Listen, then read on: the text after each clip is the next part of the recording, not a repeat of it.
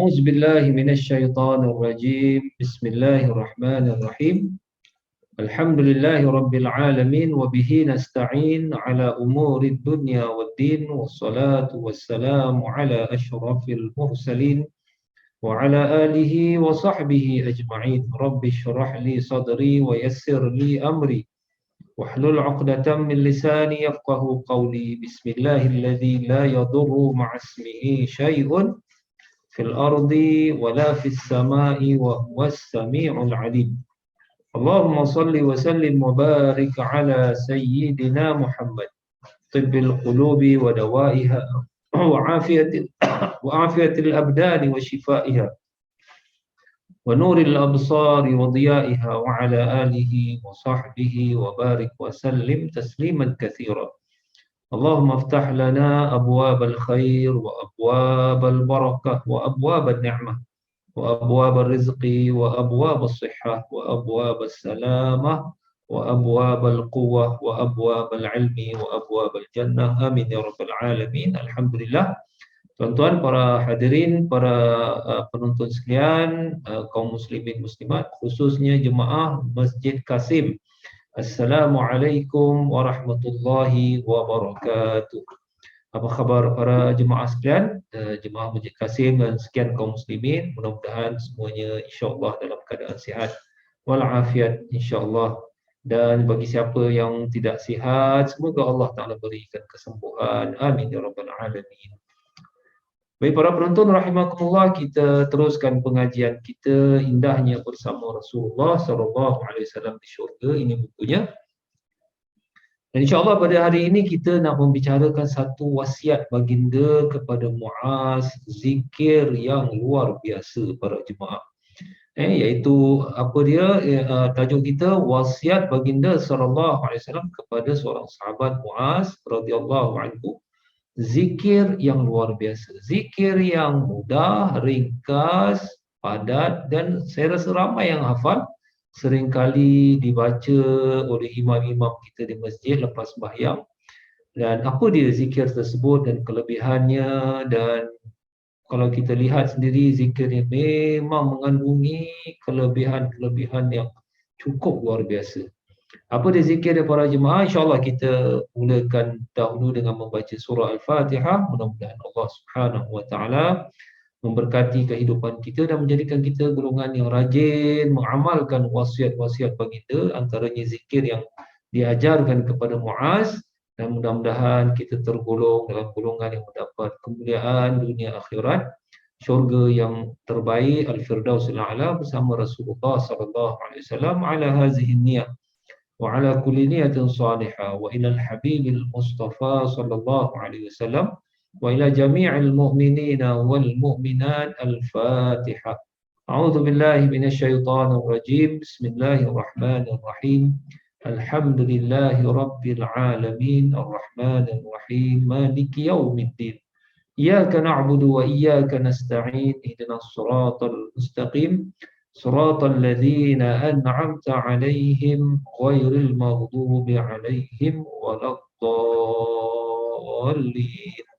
Amin ya rabbal alamin. Para penonton, para jemaah sekalian, tajuk kita berkenaan wasiat baginda kepada Muaz, zikir yang luar biasa. Zikirnya apa para hadirin, para jemaah? Iaitu zikir yang diajar kepada Muaz radhiyallahu anhu, Allahumma a'inni ala zikrika wa syukrika wa husni ibadatik. Allahumma a'inni, ya Allah bantulah saya, ala zikrika, untuk berzikir kepadamu, wa syukrika, dan bersyukur kepadamu, wa husni ibadatik, melakukan ibadah yang terbaik. Ini empat para jemaah, iaitu bantulah saya ya Allah, kedua berzikir padamu, ketiga bersyukur kepadamu, yang keempat husni ibadatik, ibadah yang terbaik. Kalaulah kita dapat dikabulkan, ni zikir termasuk doa juga. Kalau Allah Ta'ala kabulkan apa yang kita minta, apa yang kita zikir dan kita doa ini, kita mendapat yang terbaik insya-Allah di hari akhirat.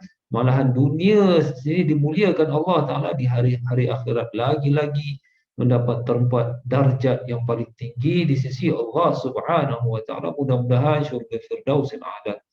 Dan ini kita akan huraikan kelebihan-kelebihan. Sebelum itu saya huraikan dahulu berkenaan hadis tersebut. Hadisnya sahih di mana Rasulullah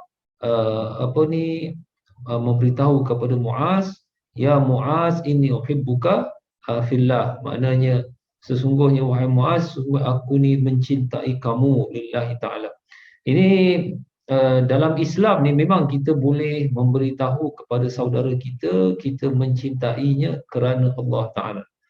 Ini dah biasa. Negara Arab biasa. Saya kadang-kadang di negara Arab, mereka selalunya orang-orang Islam, kita kata ana akhukum fillah, saya saudara kamu di di sisi Allah, ana uhibbuka fillah, saya mencintai kamu kerana Allah. Ini biasa. Tapi orang-orang kita Melayu ni agak janggal kalau kita nak kasih tahu saudara, saya cinta padamu kerana Allah. Ini tengok ada orang bolehlah, ada orang macam janggal sikit. Macam di negara Arab ni biasa, kalau orang-orang kadang-kadang syekh-syekh, ulama-ulama kita, dia keluar daripada universiti, keluar daripada masjid, dia boleh berpimpin tangan. Ulama dengan ulama pimpin tangan keluar masjid.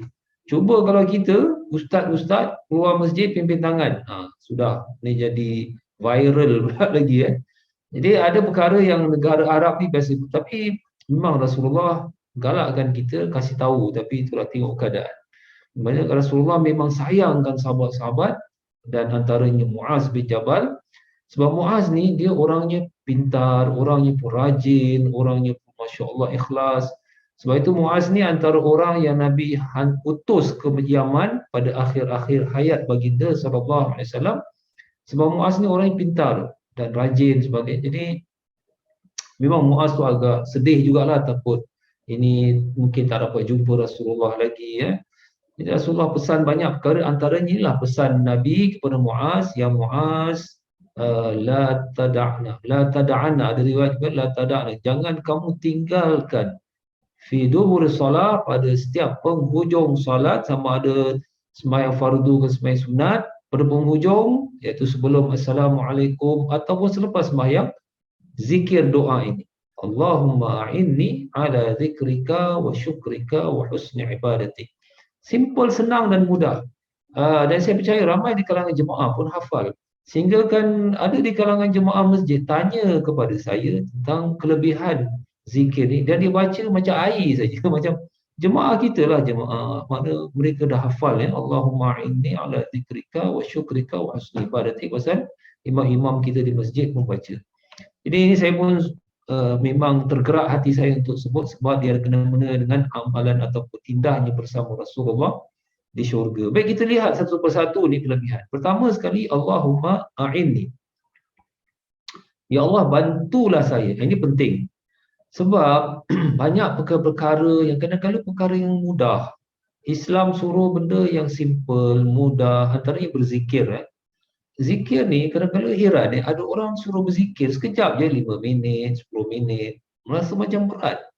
Tapi ada orang boleh berbual berjam-jam, kadang-kadang dekat hawker center, kadang berbual kat telefon, kadang-kadang berborak-borak berjam-jam. Heran, ni main sedap. Tapi berzikir 5 minit, 10 minit, macam susah sangat.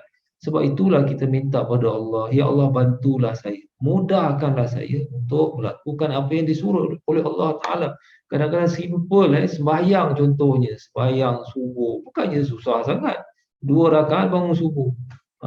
Tapi manusia ni dia jadikan, cuba kalau bayangkan kalau kat masjid-masjid, siapa sembahyang subuh dapat $1,000. Oh, pakai nampak masjid-masjid penuh pagi-pagi. Apa pasal dia rajin sangat, dapat duit. 1,000 pasal para jemaah, semua jadi senang, semua jadi mudah. Tapi kalau suruh sembahyang subuh tanpa duit, itu yang. Jadi ini yang maknanya kita perlu minta bantuan, ya Allah, Allahumma a'inni, bantulah saya. Senang ke susah ke amalan tu, bantulah saya, hidayahkan saya supaya dapat buat. Zikir antara macam subhanallah, astagfirullah, senang. Tapi kenapa susah nak disebut? Pertama, minta pada Allah bantuan supaya dipermudahkan. Walaupun benda itu mudah, minta juga supaya dimudahkan. Kedua, ala zikrika, bantulah saya kepada untuk berzikir pada. Rasulullah suruh Muaz dan kepada kita juga, kalau boleh jangan tinggalkan benda ini selepas tiap sembahyang, sebab orang yang banyak berzikir ini antara pertama sekali orang yang terawal masuk syurga. Ini yang dalam buku ni pun ada, muka surah 458. Rasulullah menyebut sabaqal mufarridun, qalu wa mal mufarridun ya Rasulullah, qala adz-dzakiruna Allah katsiran wadz-dzakirat.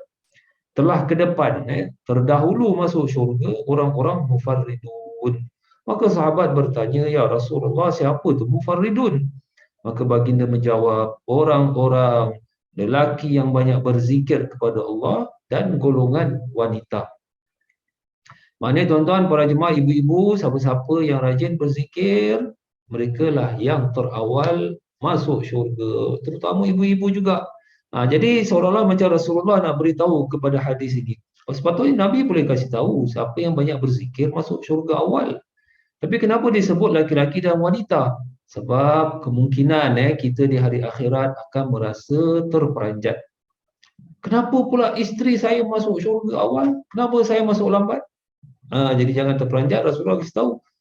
Sebab kadang-kadang isteri kita yang banyak berzikir, kita ni kurang berzikir. Mungkin anak perempuan kita rajin berzikir, si bapaknya malas berzikir, anak perempuan masuk syurga dulu, bapak tak masuk-masuk. Lambat sangat, pasal malas berzikir. Jadi di sini Rasulullah tekankan perempuan. Menunjukkan ada di kalangan wanita-wanita Islam masuk syurga awal kerana zikir mereka. Jadi pertama Rasulullah ingatkan, wahai Muaz, dan mana tunjukkan kepada kita, jangan tinggalkan zikir ini. Ala zikrika wa syukrika wa husni ibadatik. Pertama zikir, sebab zikir ni yang kalau banyak berzikir yang terawal masuk syurga. Kedua, zikir ini dalam banyak-banyak amalan syariat ini antara yang terbaik. Contohnya hadis yang dibuktikan perkara ini ketika seorang sahabat bertanya, ya Rasulullah, inna syariah qad kasurat. Syariat Islam ni, benda-benda ajaran Islam dah terlalu banyak. Benda yang wajib, benda yang haram, benda yang sunat, benda yang macam-macam lah. Ya Rasulullah, qad kasurat, banyak sangat ajaran Islam. Maka wasiatkan kepada saya ya Rasulullah amalan atashabbathu bihi. Satu amalan ya Rasulullah saya boleh melazimkan, rajinkan benda itu. Sebab syariat dah terlalu banyak. Macam sekarang kita belajar apa-apa, buat taharah. Kadang-kadang nak belajar ilmu syariat, betul orang belajar universiti sampai 4 tahun, sambung buat master 2 tahun, 3 tahun, sambung buat PhD, profesor, tak habis-habis, banyak ilmu syariat. Jadi diminta pada Rasulullah, wasiatkan saya amalan yang saya lazimkan, boleh lazimkan. Jadi Nabi sebut apa? La yazalu lisanuka ratban min dzikrillah. Sentiasalah lidah kamu ni dibasahi dengan berzikir kepada Allah. Seolah-olah nak bayangkan, syariat banyak, tapi yang terbaik untuk kamu biasakan berzikir. Pasal apa? Telah diterangkan orang yang banyak berzikir yang terawal masuk syurga. Lagipun zikir ni tanda perhambaan, tanda kecintaan kita kepada Allah, tanda kita ini orang yang sentiasa ingat kepada Allah Ta'ala. Dan satu lagi, zikir ni menyebabkan kita nak buat benda berdosa pun kita jadi malu. Berbeza kalau kadang-kadang ada orang ni ilmu syariahnya pandai, ilmu itu pandai, tapi kadang-kadang hatinya masih kosong, masih tidak takut kepada Allah. Ada orang bercakap Islam pandai, tapi kalau orang yang rajin berzikir, naik bas berzikir, naik MRT berzikir, naik kereta berzikir, oh ini kalau macam ini nak buat dosa pun dia terfikir 10 kali. Nak buat benda jahat, nak rasuah ke, nak menipu orang, dia takut pasal mulut dia berzikir. Zikir ini sentiasalah kita dahulu. Kemudian zikir juga antara amalan yang Rasulullah kata ada masa-masa lebih baik daripada orang yang mati syahid. Betul? Di mana Rasulullah menyebut, ni hadis sahih juga, ala adullukum bi khairi a'malikum. Tidakkah aku tunjukkan kepada kamu satu amalan sebaik-baik amalan, lebih baik daripada kamu sedekah emas, perak berapa banyak pun, dan lebih baik daripada kamu pergi berjuang fisabilillah sehingga kamu terbunuh, mana mati syahid. Ya Rasulullah kata, aku amalan tersebut tu. Sedangkan kita tahu amalan mati syahid itu besar kelebihan di sisi Allah Ta'ala. Kemudian Rasulullah menyebut amalan tersebut zikrullah, zikir kepada Allah. Sebab kadang-kadang ada orang pergi perang, pergi mati syahid, dia pasal berhutang. Sudahlah aku hutang banyak, aku mati syahid lagi bos. Padahal hutang banyak, tak bayar Thailand apa. Ataupun ini dia hutang sengaja, dia dah hutang orang ratus-ratus ribu. Sudahlah aku mati dengan cara mati syahid. Tak ada. Nabi pun ada sebut orang yang mati syahid semua diampunkan, melainkan orang yang berhutang. Ini hadis sahih. Jadi para penonton, zikir banyak-banyak. Ini Rasulullah bilang kepada Muaz dan secara tak langsung pada kita, minta pada Allah, Allahumma a'inni ala zikrika, bantu saya untuk berzikir kepada, sebab kelebihannya Masya Allah, kemuliaan yang paling tinggi darjat di hari akhirat. Kedua, para hadirin, para jemaah, iaitu syukur. Wa syukrika. Syukur ini maknanya kita, ialah apa-apa yang kita dapat, kita bersyukur. Wa qalilun min ibadiy syakur. Al-Quran menyebut banyak hamba-hamba kurang bersyukur kepada Allah Ta'ala. Sebab manusia, macam saya contoh ginilah macam COVID. Kita apabila melihat COVID ni, macam-macam lah Omicron, kita nampak macam, ya Allah, ni balak besar, berat pada kita. Padahal kita lupa ada ribuan nikmat yang kita rasakan tiap-tiap hari. Makan sedap. Lepas ni mungkin kita boleh makan, minum teh tarik, martabak, biryani, rujak mamak, macam-macam. Kemudian kita boleh tengok TV, kita boleh berjalan-jalan, kita ribuan nikmat kita lupakan, tapi kita sibuk dengan benda ini yang memang kita bimbang, tapi kita berzikir, minta pada Allah keselamatan, bertawakal kepada Allah. InsyaAllah lah, apa-apa pun kita bertawakal pada Allah. Tapi jangan dilupakan yang ada ribuan nikmat kurniaan Allah. Macam sekarang saya boleh duduk, saya boleh melihat, saya boleh bercakap. Ini nikmat besar, tapi dilupakan. Jadi hendaklah kita ni banyak bersyukur kepada Allah Subhanahu Wa Taala, sebab Al-Quran menyebut orang yang bersyukur ni Allah tambahkan lagi nikmat. La in syakartum la azidannakum. Wahai hamba-hambaku, kalau sekiranya kamu banyak bersyukur kepada Allah, la azidannakum, Allah tambah lagi berkat, kebaikan, rezeki, kehidupan, kesihatan, semua kebaikan dunia akhirat. Jadi di sini Rasulullah galakkan kita, minta bantulah saya ya Allah bersyukur kepadamu segala nikmatmu, sebab apa, nanti Allah akan menambahkan lagi kebaikan. Ini menunjukkan maknanya bersyukur ni fadilat, kelebihan besar. Satu lagi perlu diingatkan, bersyukur ni perbezaan antara syukur dengan alhamdulillah pun ada orang tanya. Syukur ni benda yang kita nampak depan mata kita, kebaikan. Alhamdulillah ataupun segala puji bagi Allah ni kita sebut sama ada kebaikan nampak ataupun kebaikan tak nampak.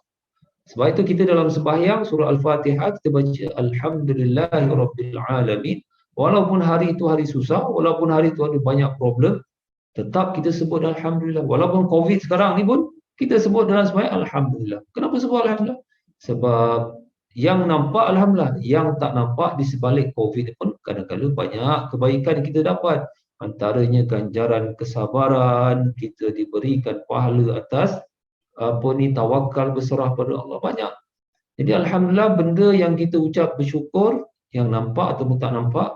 Syukur pula ni benda yang kita nampak. Orang kasih hadiah, kita ucapkan syukran, terima kasih. Tapi kalau orang tak kasih hadiah, kita tak sebut syukran. Tapi dengan Allah Ta'ala, ada nampak tak nampak, alhamdulillah. Ini apa, sebab kita tak nampak sebalik apa pujian ni, hanya Allah Ta'ala yang tahu. Antaranya pahala kesabaran kita kalau kita sabar. Ini makna syukur. Dan satu lagi sebelum dilupakan, syukur ni pula perlu kita share rezeki kita, kelebihan kita pada orang lain. Bukan bermakna syukur ni alhamdulillah malam ni kita makan sedap, sedangkan jiran kelaparan kita tak mau tolong. Berapa nak tolong jiran sebelah, saya ucap alhamdulillah bu. Jiran-jiran berpasal, tak boleh. Syukur ni bukan hanya setakat ucap alhamdulillah, malahan kita kena share kebaikan kita, rezeki kita, harta kita, sebahagian kita kepada orang lain yang susah. Sebab itu hadis ada menyebut la yu'minu bi man bata syab'an. Bukan beriman kepadaku. Nabi kata, orang yang tidur kekenyangan sedangkan jiran ni dalam kelaparan, sedangkan dia tahu. Di sini menunjukkan apa? Syukur bukan setakat alhamdulillah mengucapkan, tetapi perlu melihat-lihat orang-orang yang susah, bantu mereka, share lah.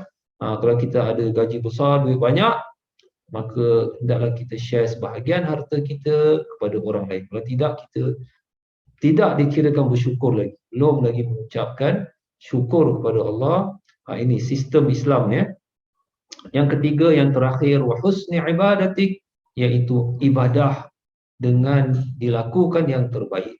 Mana kita janganlah buat ibadah ni sembahyang ke puasa ke apa asal boleh, tak maulah. Buat yang terbaik, Allah Taala menerima yang terbaik, insya-Allah. Buat contohnya kalau puasa menipu pelanggan habis tak boleh. Puasa betul-betul kena ikut peraturan. Begitu juga sembahyang. Ada saya dengar ada tempat sembahyang tarawih ni 20 rakaat, sembahyangnya hanya 10 minit. Macam mana 20 rakaat sembahyang tarawih 10 minit? Ini sembahyang apa? Ini katanya bukan Singapura lah, negara lain. Kalau Singapura dah kena panggil. Ini ramai laju lagi sembahyang. Jadi macam mana? Ini bukan husni ibadati, ini bukan ibadah yang terbaik. Ini ibadah asal boleh nak cepat. Buatlah yang terbaik. Kita nak buat lillahi ta'ala. Buat betul-betul, baca surah betul-betul dan sebagainya.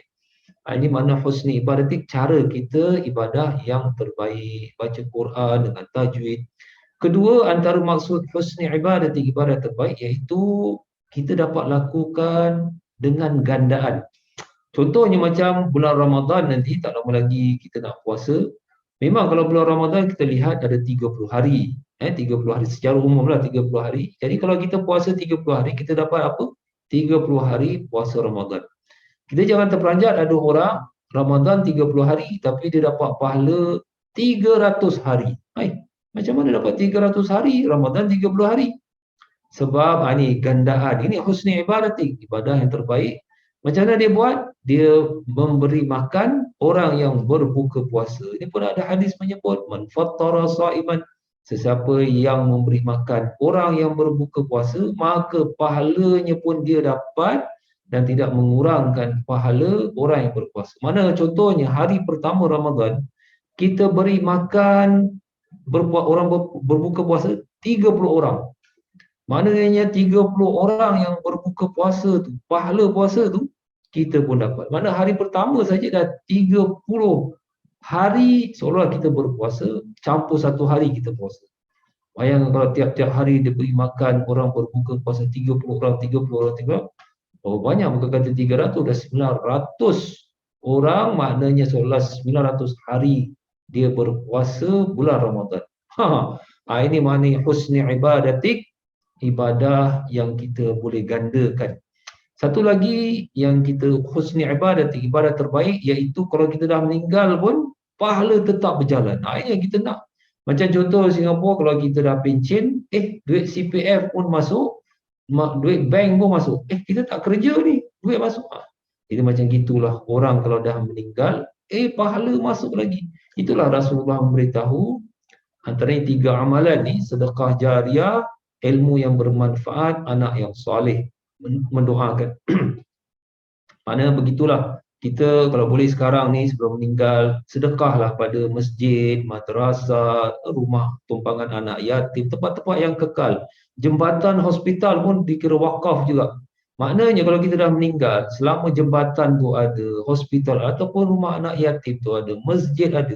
Contoh masjid lah, siapa-siapa yang datang ke masjid sembahyang, pahala dia kita pun dapat walaupun kita dah meninggal dunia.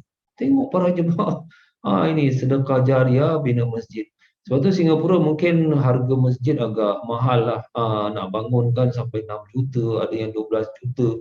Tapi ada tempat-tempat macam di Indonesia saya dapat tahu, kadang-kadang dengan 200,000 pun dah boleh, kadang-kadang $100,000 boleh bina masjid kecil. Tak apalah.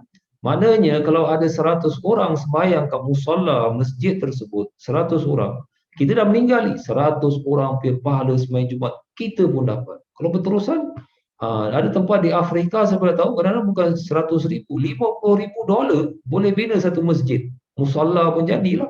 Bayangkan kalau mereka yang sembahyang 100 orang, tiap-tiap hari macam itu, kita dah meninggal pun dapat pahala mereka tahu. Inilah husni ibadatik, iaitu ibadah yang terbaik, bukan setakat kita yang saja, tapi kita dah meninggal berapa pahala, gandaan pahala seperti Ramadan tadi. Jadi itu saja yang saya dapat sampaikan, kelebihan luar biasa zikir tadi. Allahumma a'inni ala zikrika wa syukrika wa husni ibadatik. Mudah-mudahan Allah berikan kelebihan yang besar daripada zikir ini dan mendapat terbaik di syurga Jannatul Firdausil A'la. Amin ya rabbal alamin. Ala hazihi subhanakallahumma wa bihamdika asyhadu an la ilaha illa anta astaghfiruka wa atubu ilaik. Sallallahu ala sayyidina Muhammad wa ala alihi wa sahbihi wasallam. Alhamdulillahi Rabbil Alamin. Wassalamualaikum warahmatullahi wabarakatuh.